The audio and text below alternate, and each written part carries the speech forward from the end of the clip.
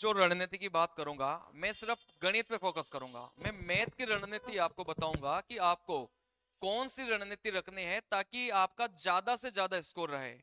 अब ज्यादा से ज्यादा का मतलब ये रहता है कि अगर आपने मेरी रणनीति को फॉलो किया है तो आप पूरे में से पूरे नंबर आराम से स्कोर कर पाएंगे। लेकिन जो बातें मैं आपको बताऊंगा आपको उनको अच्छे से फॉलो करना है, ठीक है ना। चलिए देखो, यहां से मैं आपको मैथ की रणनीति बताऊंगा। अब यहां से मैथ में देखो कितना रोल है। अगर सीबीटी 1 की बात करेंगे, एनटीपीसी की बात कर रहा हूं मैं यहां पर, ठीक है ना। यहां पर जो मैं बात कर रहा हूं अभी कौन से एग्जाम की बात कर रहा हूं, मैं एनटीपीसी की भर्ती की यहां से बात कर रहा था। चलिए, सीबीटी 1 में अगर मैं बात करूंगा तो मैथ का जो मेरा रोल रहता है वो कितने नंबर का रहेगा। आप बोलेंगे सर 30 नंबर का मेरा रोल है। टोटल मिलाकर 100 सवाल एग्जाम में आएंगे, उसमें से 30 नंबर का रोल किसका है, मेरा है, आर के सर का है, ठीक है ना। चलिए, अगर मैं यहां से बात करूंगा सीबीटी 2 में, सीबीटी 2 की मैं बात करूंगा तो जो गणित का रोल है वो आप बोलेंगे 35 सवाल का रोल है। टोटल मिलाकर 120 सवाल आएंगे, उसमें से 35 नंबर की क्या आएगी, आपकी गणित आएगी। चलिए, जो रणनीति में आपको बताऊंगा वो सीबीटी 1 और सीबीटी 2 दोनों के लिए आपकी बिल्कुल सटीक रणनीति होगी गणित के लिए, ठीक है ना। तो यहां से बात को समझना, ध्यान से समझना। अगर मैं यहां से बात करूंगा तो गणित में टोटल मिलाकर कितने चैप्टर हैं, 30 चैप्टर हैं। गणित की अगर मैं बात करूंगा तो टोटल मिलाकर कितने चैप्टर हैं, 30 चैप्टर हैं, ठीक है ना। छोटे छोटे बड़े बड़े अगर सारे टॉपिक आप मिलाएंगे तो टोटल मिलाकर कितने चैप्टर हैं, 30 चैप्टर हैं, ठीक है ना। चलिए देखो, यहां से जो पैटर्न आपका एनटीपीसी का रहेगा, लगभग हर चैप्टर से एक ही सवाल पूछा जाता है, ठीक है ना। अब 30 चैप्टर हैं तो एक चैप्टर से कितना सवाल पूछा जाएगा, एक सवाल पेपर में पूछा जाता है। अब आपको उन सवालों को कैसे करना है बात को समझना। देखो, यहां से अगर मैं आपको बोलूं, सबसे पहले तो आप क्या करोगे कि अपने बेसिक कॉन्सेप्ट, सबसे पहले आपको क्या करना है, पहली स्टेप यही है कि आपको अपने बेसिक जो कॉन्सेप्ट हैं वो आपको क्लियर करना है, ठीक है ना। अगर आपके बेसिक फंडे क्लियर नहीं है ना किसी भी चैप्टर के, तो यूं मान लो फिर आप स्कोर नहीं कर पाएंगे। सबसे पहली सीढ़ी ही यही होती है कि आपका बेसिक कॉन्सेप्ट क्या होना चाहिए, बिल्कुल मजबूत होना चाहिए। तो आप हमेशा उसी टीचर को फॉलो करें जो आपका बेसिक कॉन्सेप्ट को बढ़िया बना सके, बेसिक फंडे को बढ़िया बना सके, जो बिल्कुल बेसिक से स्टार्ट करे। आपने मेरा पढ़ाने का तरीका देखा होगा कि किसी भी चैप्टर को मैं बिल्कुल ही बेसिक से उठाता हूं, बिल्कुल ही शुरुआत से उठाता हूं, बिल्कुल ही जीरो से उठाता हूं, ठीक है ना।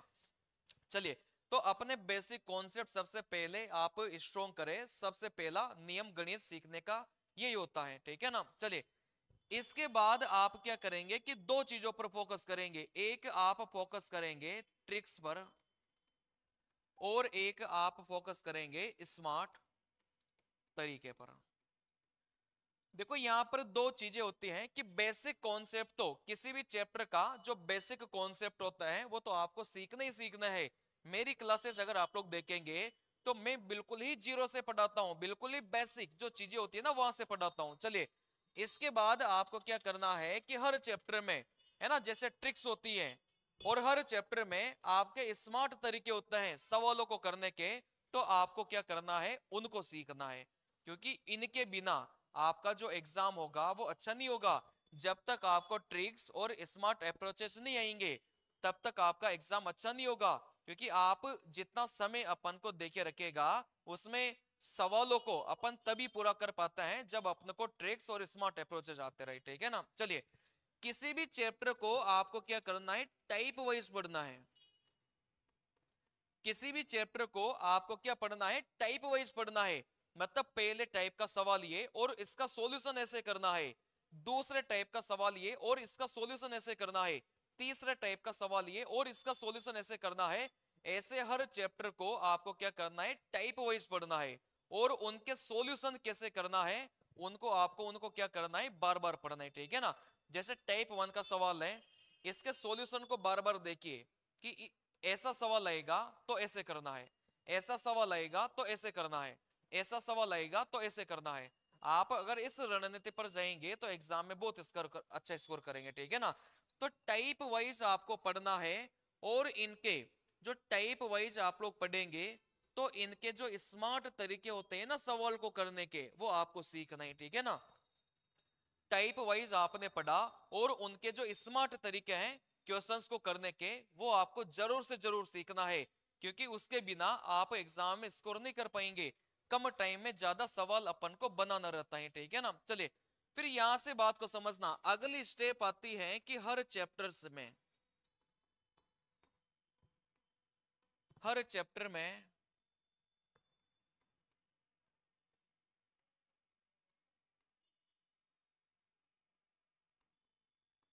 चलिए आपको क्या करना है कि हर चैप्टर में 300 सवाल बनाने हैं।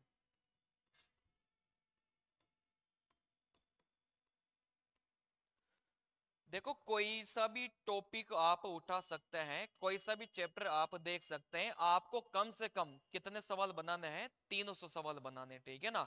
देखो बहुत ज्यादा भी सवालों को मत बनाना, उससे क्या होगा कि आप लोग रिवीजन नहीं कर पाएंगे। अगर आप लोग रिवीजन नहीं कर पाएंगे ना, तो फिर आपका जो पढ़ा हुआ है ना वो सब बेकार हो जाएगा। तो आपको क्या करना है कि हर चैप्टर में 300 सवाल बनाना है। मतलब कोई सा भी चैप्टर देख सकते हैं आप लोग, लगभग हर चैप्टर में 300 सवाल ही होते हैं जो करने लायक होते हैं, जो आपके एग्जाम पैटर्न पर होता है। बाकी के सवाल तो बस ऐसे होता है कि जिनको नहीं भी करोगे ना तो भी आपका कोई फर्क नहीं पड़ेगा स्कोर में। लेकिन हर चैप्टर में ये जो 300 सवाल होते हैं वो आपके वो सवाल होते हैं जिनको आपको करके जाना चाहिए, और बार बार इनको करके जाना चाहिए। इन्हीं में से कोई ना कोई क्वेश्चन आपके पेपर में रिपीट करेगा, ठीक है ना। चलिए इसके बाद अगर मैं बात करूंगा तो आपको क्या करना है, टेस्ट देना है वीक में 2।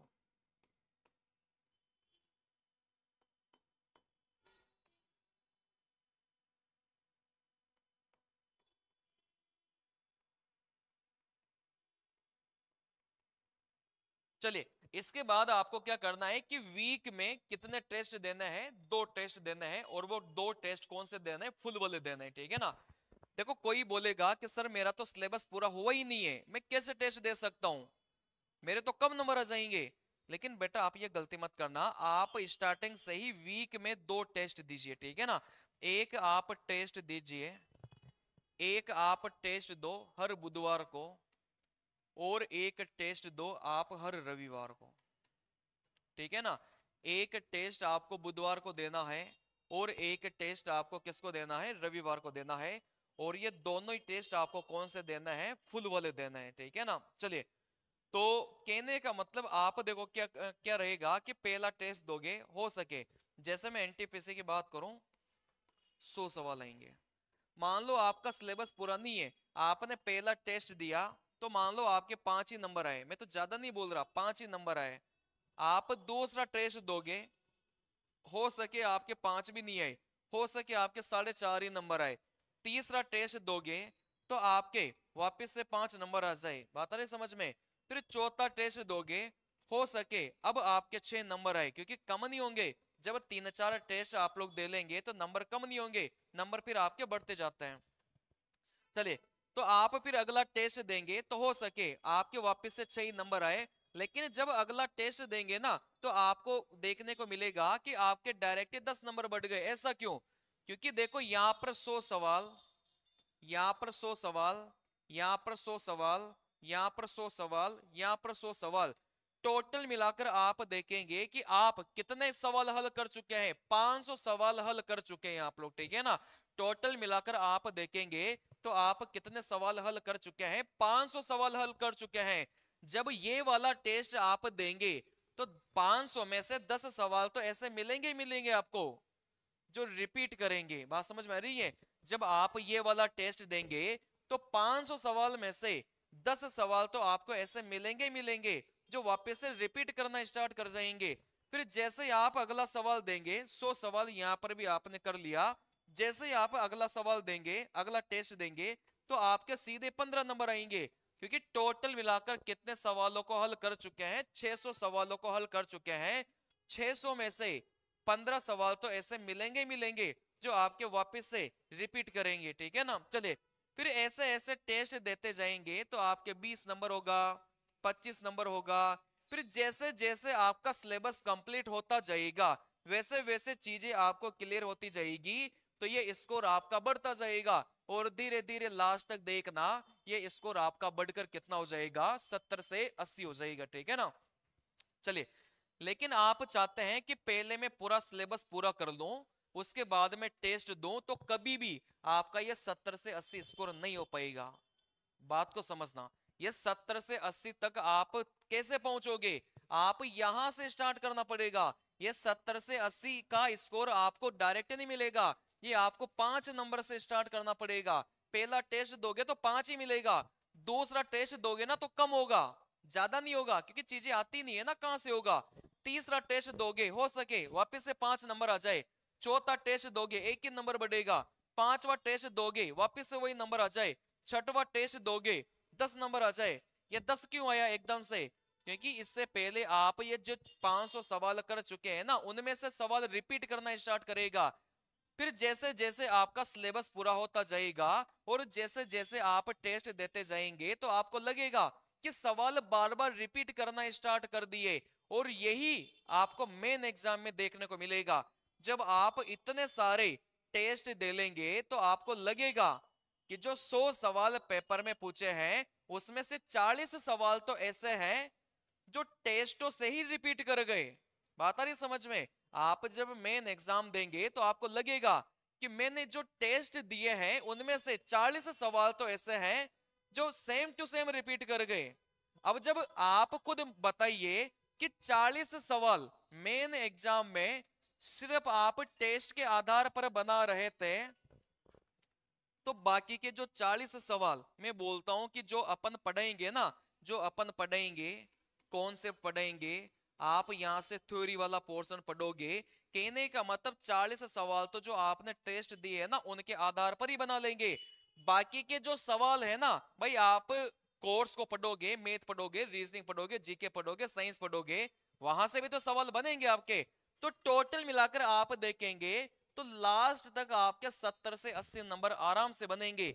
लेकिन अगर आपने इन 40 नंबर में मक्कारी कर दी ना तो आपका जो ये सिलेबस है ना वो कभी भी 80 नंबर लाकर नहीं देगा। ये जो अपन पढ़ते हैं ना, सिलेबस पढ़ते हैं, मैथ को पढ़ने बैठ गए, रीजनिंग को पढ़ने बैठ गए, जीके को पढ़ने बैठ गए, है ना, साइंस को पढ़ने बैठ गए, ये अपन को कभी भी पूरे में से पूरे नंबर नहीं दिला सकता। आपका ये 50% ही नंबर दिलाएगा। 50% स्कोर आपका कहां से होगा, जब आप टेस्ट देंगे, वीक में 2 टेस्ट देंगे, ठीक है ना। लेकिन आप लोग करेंगे थोड़ी, आप लोग तो होशियार हो, जब मेरा सिलेबस पूरा होगा तब जाके मैं करूंगा, है ना। यही गलतियां करते हैं लोग, ये गलती करनी नहीं है, ठीक है ना। वीक में अभी से ही 2 टेस्ट देने की आदत डाल लो और उन टेस्ट का सॉल्यूशन को बढ़िया से करो। देखो भाई, साइंस के सवाल तो पढ़ सकते हैं ना आप लोग सॉल्यूशन से, जीके के सवाल तो पढ़ सकते हैं ना, रीजनिंग के सवाल भी पढ़ सकते हैं, एबीसीडी आती है, कोडिंग डिकोडिंग आती है, सीरीज वाले सवाल आता है, दर्पण वाले सवाल आते हैं, आराम से कर सकते हैं। घड़ी और कैलेंडर वाले नहीं आते, कोई बात नहीं, छोड़ दो। जब सर घड़ी और कैलेंडर का टॉपिक पढ़ाएंगे तब वापस से करिए उन सवालों को। मैथ में सिंप्लीफिकेशन तो बनाओगे ना, बोर्ड मास के जोड़ बाकी गुणा भाग वाले सवाल, और बहुत सारे सवाल तो ऐसे आएंगे जो बार बार रिपीट करेंगे। अब जब बार बार आप उनका सॉल्यूशन देखेंगे तो समझ में आई जाएगी चीजें, ठीक है ना। चलिए, हाँ, तो कहने का मतलब ये है कि आप ये जो टेस्ट है ना बेटा, इसको छोड़ना मत। ये जो मैंने सारी बातें बताई है, टेस्ट सप्ताह में 2 आपको देने ही देने हैं फुल वाले, अगर आपको पहली बार में सिलेक्शन चाहिए तो, ठीक है ना। चलिए, देखो इतना करने के बाद में आप बोलेंगे सर हर चैप्टर से 300 सवाल, हर चैप्टर से 300 सवाल, टोटल मिलाकर 30 चैप्टर हैं, तो 9000 सवाल आपके क्या हो गए, प्रैक्टिस के लिए हो गए, ठीक है ना। 9000 सवाल क्या हो गए, आपके प्रैक्टिस के लिए हो गए। अगर आपने मेरी क्लासें देखी हैं तो करीब 150 सवाल मैं हर चैप्टर में आपको करवाता हूं। तो आप बोलेंगे सर 30 चैप्टर हैं तो यहां से कितने सवाल हो गए, 4500 सवाल। 4500 सवाल तो मैं खुद क्लासेस में बच्चों को करवा देता हूं। अगर आप पूरा जोड़ोगे ना, आपको क्योंकि चैप्टर वाइज पढ़ाते हो ना मैं आपको, तो आपको चीजें लगती नहीं है कि इतने सारे सवाल करवा दिए क्या, ठीक है ना। चलिए, लेकिन आप लोग देखेंगे तो करीब 150 सवाल हर चैप्टर में मैं करवाता हूं, तो 4500 सवाल तो मैं खुद क्लास में करवा देता हूं। इसके बाद 300 सवाल की हर चैप्टर की पीडीएफ आपको मिलेगी। 9000 सवाल प्रैक्टिस के लिए दिए जाते हैं। टोटल मिलाकर आप देखेंगे तो 13 से 14 हजार सवाल आप लोगों के लिए गणित के मैं खुद रेडी किया हूं, ठीक है ना। लेकिन फिर भी आप लोग भटकोगे ना, आप लोग करोगे थोड़ी इनको, है ना। आपको तो वो चाहिए कि दुनिया भर की चीजें कर लो, लेकिन जो अपना टीचर पढ़ा रहे हैं उसको मत पढ़ो अच्छे से, है ना। आपको तो वो चाहिए। चलिए, तो आपको देखो बेटा क्या करना है, इन बातों का ध्यान रखना है। बेसिक कॉन्सेप्ट को कभी मत भूलना, इसको जरूर आपको कवर करना है, ठीक है ना। ट्रिक्स प्लस स्मार्ट तरीके आपको सीखना है। टाइप वाइज सवाल स्मार्ट तरीके से हल करना है। हर चैप्टर में 300 सवाल प्रैक्टिस के लिए बनाने हैं। मेरे अलावा 150 सवाल अगर मेरे वाले भी जोड़ेंगे तो 450 सवाल हो गए हर चैप्टर में, ठीक है ना। सप्ताह में 2 टेस्ट आपको फुल वाले देने ही देने हैं, इसके बिना आपका सिलेक्शन नहीं हो सकता, ठीक है ना। चलिए, हाँ, तो आज की क्लास में इस सेशन में बस इतना ही। मैथ की जो रणनीति है मैंने आपको बताई है, अगर इसको आप लोग फॉलो करते हैं तो आप बहुत बढ़िया स्कोर कर पाएंगे, ठीक है ना। चलिए, तो आज की क्लास में इतना काफी है। थैंक यू, मिलते हैं अगली क्लास में।